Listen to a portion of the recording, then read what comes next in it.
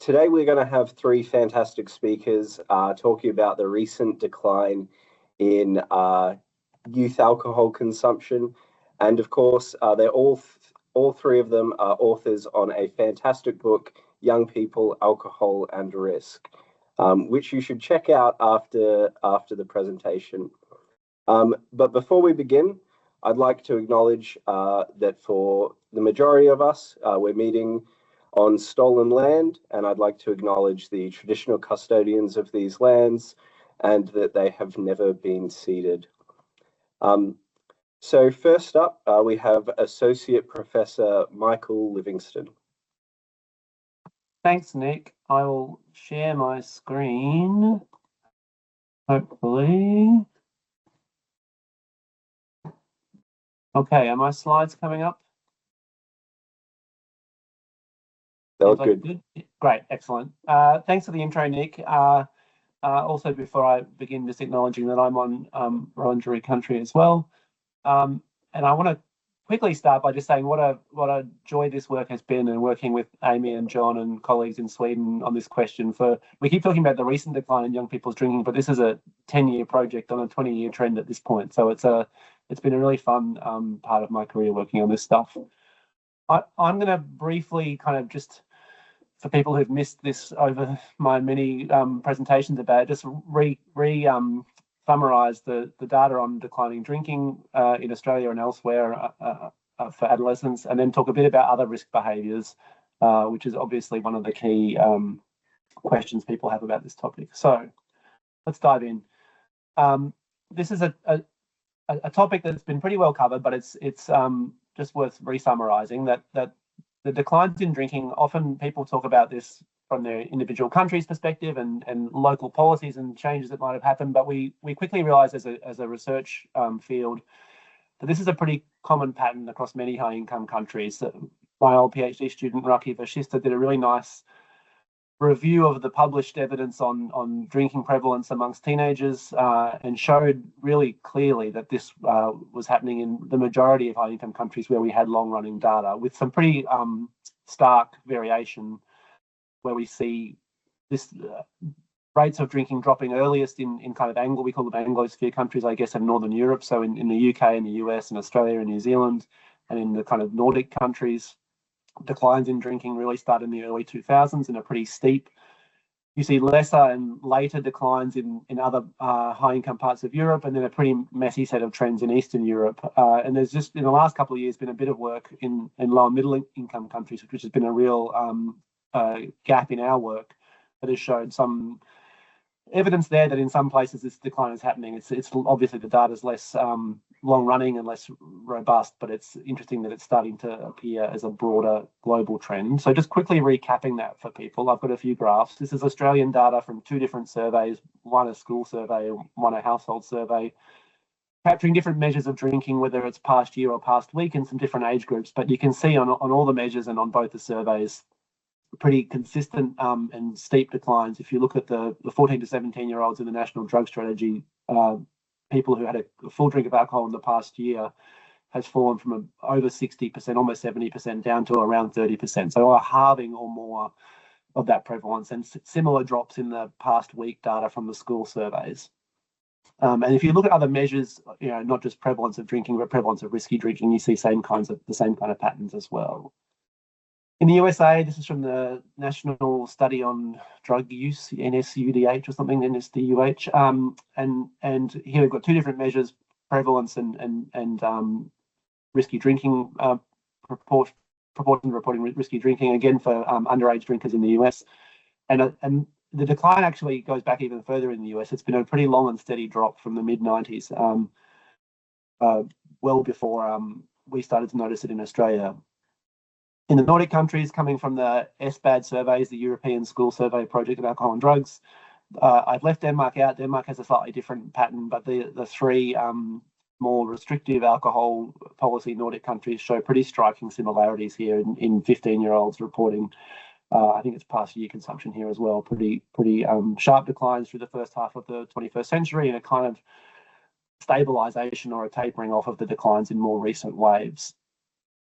England, this is the health survey from England, I think, again, There's a bit of muddiness in the more recent years where the surveys aren't as comparable, but in general, the pattern is pretty striking.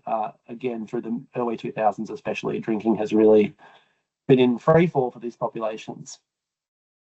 The key question we started with in this was like, well, can we figure out whose drinking is declining? And I've just presented Australian data here, looking at some key demographics in the National Drug Strategy Survey and showing that even while there are differences in the prevalence of drinking, so in the first graph, for example, people coming from English-speaking households are more likely to drink, teenagers, than people coming from households with other language backgrounds, but the declines are basically parallel, and the same for socioeconomic status based on neighbourhood in the second graph, male and female, and metro and regional. Really clear differences in drinking. Regional kids drink more often than metro kids, but if you look at the trends over time, they're basically identical.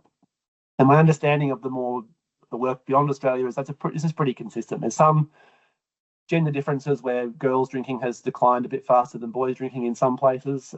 Sorry, other way around. Boys have declined faster than girls, but the general picture is that declines are pretty broad-based and there's no obvious demographic kind of standout groups.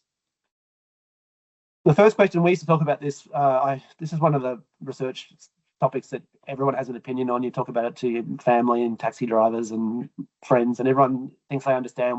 Well, I know why kids are not drinking. They're all doing drugs. The first, every conversation would start with that conversation. They're all smoking pot or they're all taking pills. And so, of course, that was the first thing we looked at. And there's pretty clear data. I mean, that's just not the case. The scope of the decline in drinking amongst young people is so dramatic that the number of kids who stop drinking are higher than the prevalence of any illicit substance use, basically. And I just compiled a bunch of cannabis data here from a mix of different studies and showing that the declines aren't, in Australia, they're pretty steep and they kind of taper off. And in the UK, there's a fairly steady decline in that same period. But in general, the patterns are pretty uninspiring as far as the substitution hypothesis goes. People aren't moving on from alcohol to cannabis, and certainly in this population, the teenagers under 18s, the prevalence of other drug use is very low. So it's not a obvious substitution. And in fact, if anything, we're seeing declines in illicit drug use in that group over the period we're talking about. We started looking at other risk behaviours. One of Raki's first papers was to kind of compile Australian data on health and risk behaviours to see if this was a broader pattern. And then I've gone back recently for the book and dug around more broadly. And it's actually, I'll come back to it, but it's quite striking how similar the conversations have been in this space across different disciplines. So there's what's called the great crime drop or the youth crime drop in the literature, showing pretty clearly, again, from many countries, youth crime has been in steady decline. This is not quite the same period as our drinking, just because of the data that was available from papers I could dig up. But rates of underage offending or offences in the UK was the data I could find quickly, are showing pretty similar patterns. And there is a whole literature out there trying to explain these declines. Similarly with sexual behaviour, this is from a nice paper that Jude Ball led from New Zealand, compiling a bunch of risk behaviour data from as many countries as we could. And again, the data is not as good as alcohol. Alcohol's been really well surveyed in many countries, but the trends are pretty similar in terms of early initiation of sex. So for 14 to 15-year-olds roughly here, the proportion who've ever had sex has been declining pretty consistently in the 2000s. In terms of risky driving, there's a couple of different measures. Road traffic accidents or injuries and deaths from road traffic accidents for young people have been in steady decline for at least as long as we're talking about here, partly because of improvements in road safety and vehicle safety, but in general, the declines in young people's injuries are faster than the broader population's improvements in outcomes. And that's partly potentially due to less risky driving, but it's certainly due to less driving in general. There's two graphs here, which are quite complicated from a paper by Del Bosque, showing Australia on the left and the US on the right. And the little dots here are the prevalence in each year of, in the Australian graph, 18-year-olds who have a driver's license. And you can see from 2002, that just drops away from about 75% down to maybe 65, 67%. So kind of steady decline in the proportion of people getting a driver's license at an age where they're able to. And the same in the US, a fairly long run decline in the proportion of 16-year-olds who are driving up to 2010. It's an oldish paper, but the pattern is quite consistent and ongoing in this area. Another question we had was whether this was about broader than risk, if this was about health. So I've looked at various other measures of health, or really at two, at physical activity and healthy eating trends, and there's nothing like the comparable pattern there. Indeed, reviews of physical activity trends show potentially that's declining, so people are being less healthy in terms of activity, and healthy eating trends are pretty mixed as far as we can tell from the data.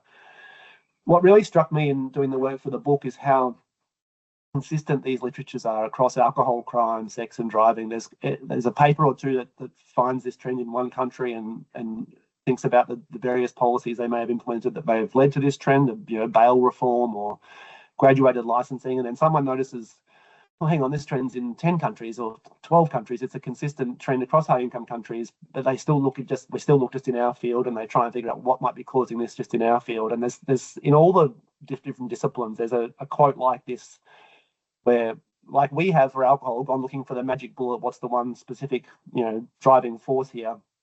People end up kind of rubbing their hands together and saying, oh, it's hard to tell. There's multiple causes. There's lots of different things going on here. Youth are just changing in ways we don't understand. I think that was a really good reminder to look beyond alcohol in our thinking, and that's what hopefully John and Amy will take us on to next. Thanks. Stop sharing. Thank you very much, Michael. Before we transition to our next speaker, I will just say the chat's disabled in this webinar, but there is a Q&A tab that you can click on and submit any questions that you might have. With that being said, I'll now hand over to Professor John Holmes. Great, thank you, Nick. And thank you to Michael for setting out the details of a decline. So as Michael said, I'm going to turn now to looking in a little bit more detail. Why we're seeing this decline? And as Michael said, our team's been researching this for 10 years through a series of grants from a Wellcome Trust in the UK. Michael and Amy have had 3 Australian Research Council grants, and then we've had collaborators in Sweden as well with funding from an organisation called Forte. And all of our projects have been mixed methods, blending qualitative and quantitative research. And although we kind of developed them largely independently, as Michael kind of indicated, we realised over time that they had lots of synergies, and we ended up exploring that through a series of online meetings and thematic conferences, and ultimately leading to a lot of collaborative analyses, some of which you can see here. And all of that's been brought together in the new book, which I think we're all going to mention today. It takes readers through all of the relevant literature and then sets out our understanding and our theories and conclusions in a more holistic way than we've been able to do in any of our papers. And Amy's going to take you through some of the key ideas that kind of underlie everything during her presentation. But for now, I'll just highlight that we've got chapters on the shifting attitudes to alcohol, on increasing health consciousness among young people, changes in family relationships, the role of social media. And we also cast our thoughts wider to consider implications for future trends in drinking among young people, the impacts for low and middle income countries, and also the wider impacts on alcohol policy in general. So if the talks are interesting today, please do take a closer look at the book. But let's just turn now to look at some of the potential explanations or the factors present in the decline. I'm not going to go into any of them in massive detail, but try and give you a flavour of what people have said about some of these explanations. So firstly, we know that attitudes to alcohol are a predictor of drinking behaviour. And there's evidence that the general population, including young people, have adopted increasingly negative attitudes towards alcohol over time. Now, the general trend across the population is for lower levels of approval for drinking. But this piece of work that Michael and Amy and others have led showed that among young people in particular, there's rising disapproval of alcohol consumption, and particularly of heavy alcohol consumption. And that appears to coincide with a decline in young people's drinking, and it's not seen in older age groups. So in addition to this disapproval, a greater proportion of young people now perceive alcohol as harmful, which is likely to be feeding into that. So basically what we're seeing is generally lower levels of approval for drinking across the population, but specifically in young people, rising disapproval of alcohol consumption. So the trends are fairly clearly moving against young people, against drinking. But it's worth being clear that there is relatively little evidence to suggest that this change in attitude is actually causing the decline. And this is going to come up as a common theme, the lack of causal evidence here. Given people are generally willing to be more negative about behaviours that they don't actually engage in themselves, obviously the relationship could go in the other direction. People drink less and then they get more negative about alcohol as a result. We do have some nice qualitative data, though, to validate this sense of shifting attitudes. So, for example, one of the Swedish studies participants said, you know that smoking isn't cool, drinking isn't cool. It's the other way around. If you don't smoke and drink, you're actually accepted more because, you know, it's harmful to me and it's harmful to the environment. Another strong theme that emerges from studying the reasons behind the decline is increased health consciousness. And this kind of comes up in other areas of my work as well. I'm doing some work on alcohol-free and low-alcohol drinks at the moment.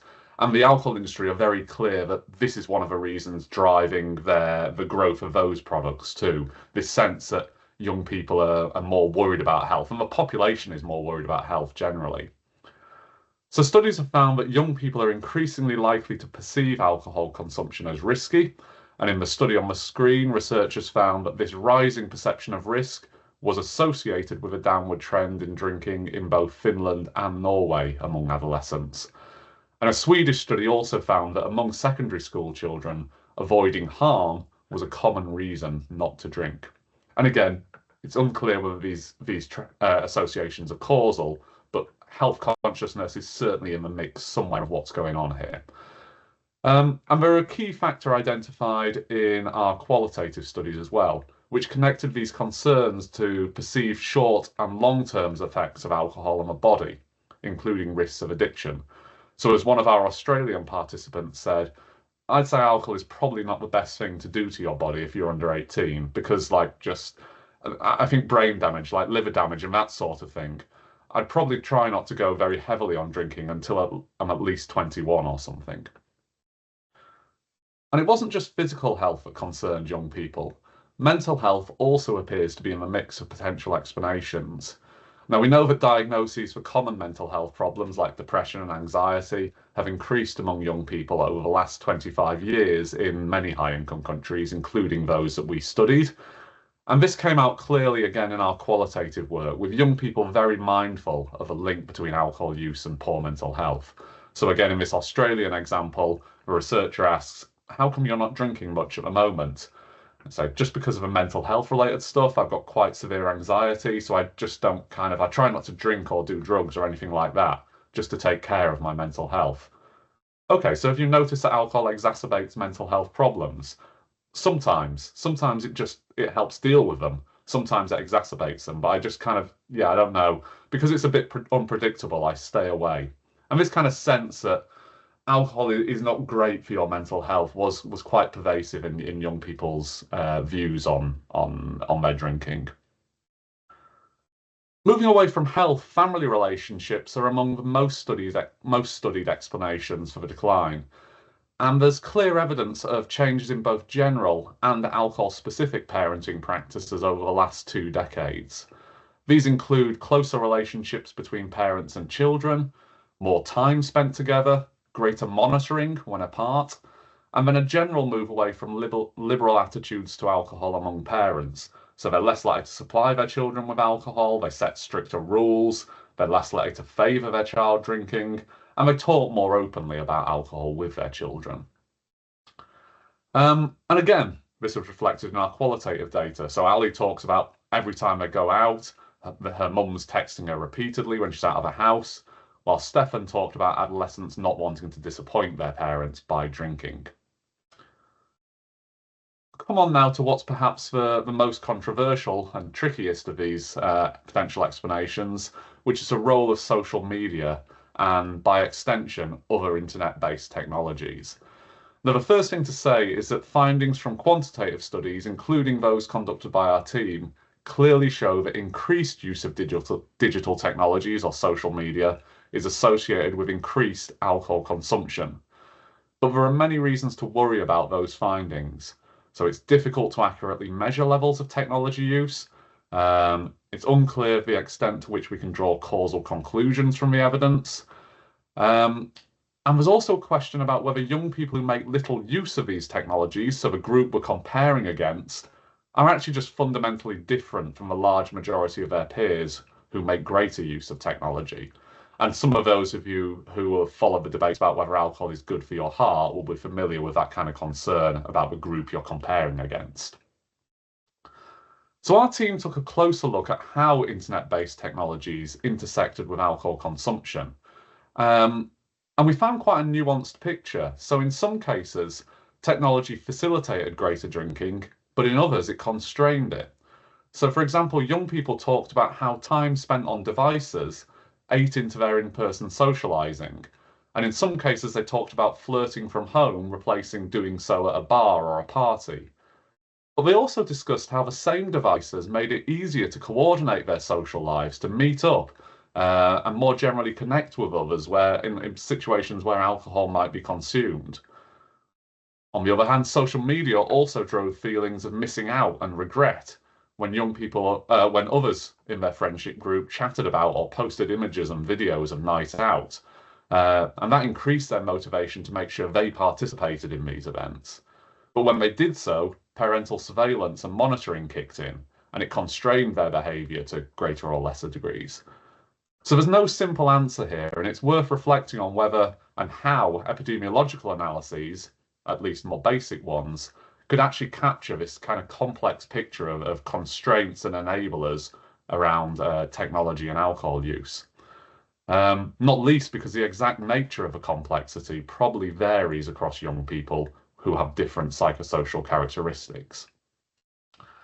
Okay, that's quite a whistle-stop tour of the explanations, but before I finish, I just want to answer two additional questions. So firstly, whether the decline in youth drinking has translated into less drinking among adults as well. And a master's student at Sheffield has done a great job of reviewing data on this from English-speaking countries and actually found mixed results. So we've seen young adults' consumption has declined in Australia, Ireland and the UK, but there were no changes in New Zealand and Canada, and a mixture of results from the USA depending on which measure we looked at. So we are seeing some signs of reduced drinking among adults, but it's not a simple picture. Secondly, has the decline in youth drinking led to reductions in harm? And one of Michael's PhD students, Emma Vieira, wrote a really nice review on this. She found there was strong evidence for reduced harms in English-speaking countries, but evidence from mainland Europe was much less clear. And that's perhaps less surprising as it links back to Michael's earlier point about the largest reductions in drinking being seen in some of the Anglophone countries. Okay, I'm going to finish there and hand back to Nick and then to Amy, I think. Excellent. Thank you, John. And I mean, I'll just hand directly over to the lead author of Young People, Alcohol and Risk, Dr. Amy Pennay.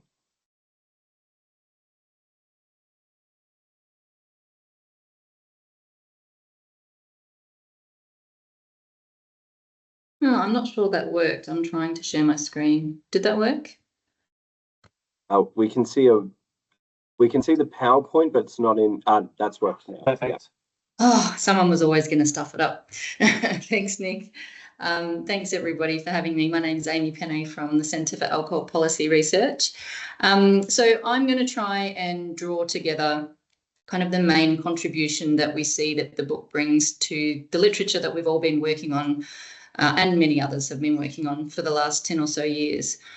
And what we do in this book is we try to theorise things and take a bigger picture to suggest that most of the factors that John discussed are so interrelated that looking at them separately, while it can be useful, it's not ever going to give you the big picture. Leisure practices are related to parenting practices. Leisure practices are related to digital technology use. And so together, we argue they've changes in all of these practices have cumulatively shifted the social position of alcohol for young people. And we draw on theoretical perspectives of social generations theory, social practice theory, and theories of risk to essentially argue that young people today are a distinct historical generation.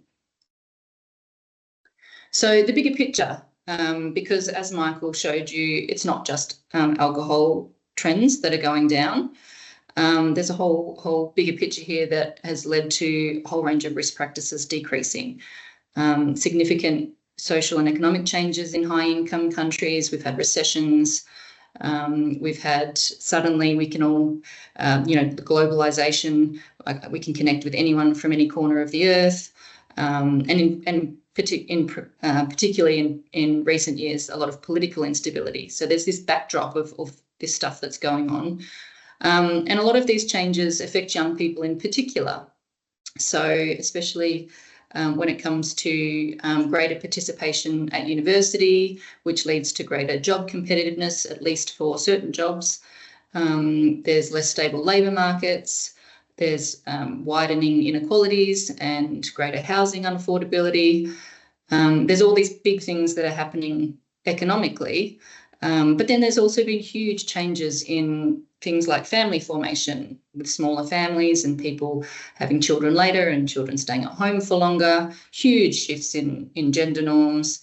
And, popular culture has become far less homogenous. It's a huge diversification of lifestyles and these sorts of things. And we do hear, particularly from youth sociologists, and John mentioned the fact that mental health problems are increasing as well for young people. But we do hear that young people are more worried than previous generations. So they're concerned about their own futures, but also broader social issues, environmental issues, political issues. And the term ontological insecurity is often used to describe this experience of living in late stage capitalism.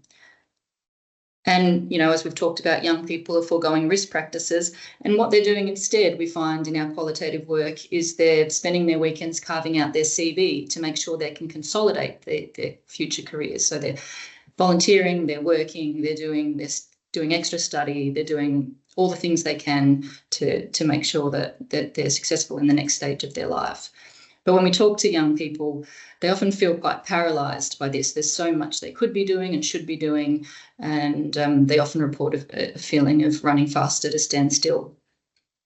That's not to say that young people have no agency in all of this. When we talk to them, it's very clear that they're mature and reflective about their drinking practices and all the other things that are going on in their lives. And they talk about actively choosing to avoid alcohol. It's a personal choice to secure my future success. So we draw on social generations theory, which was initially introduced by Mannheim a long time ago.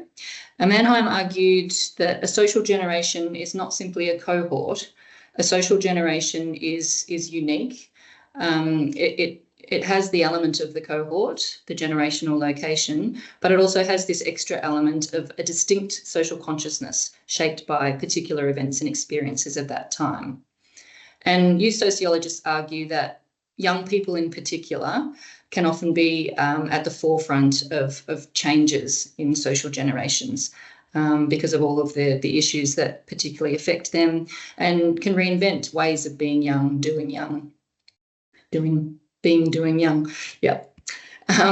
So Mannheim introduced the notion of a generational unit to kind of explain the fact that people in the UK and Sweden and Australia who never come into contact with each other still come together as a social generation because they share an identity of responses and affinity in the way in which they move, formed by common experiences.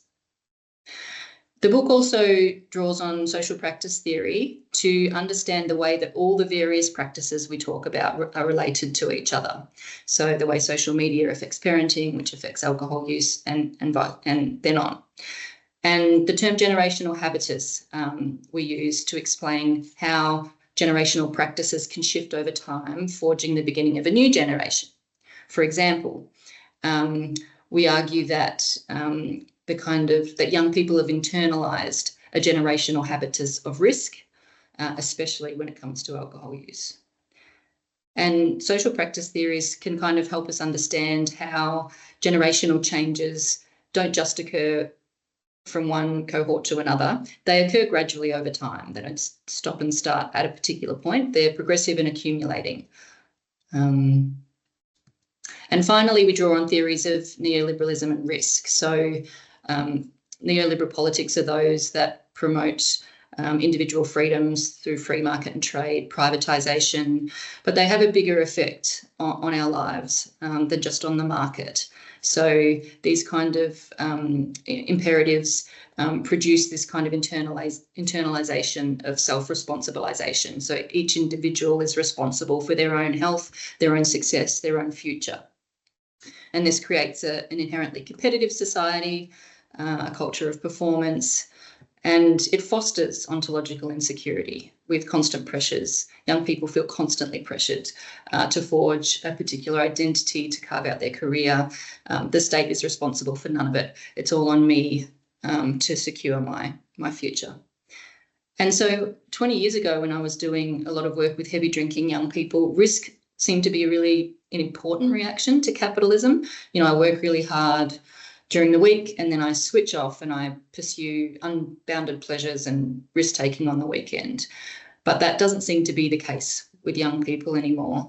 There's so many other things on their mind, and risk appears to have become something that they want to avoid rather than experiment with.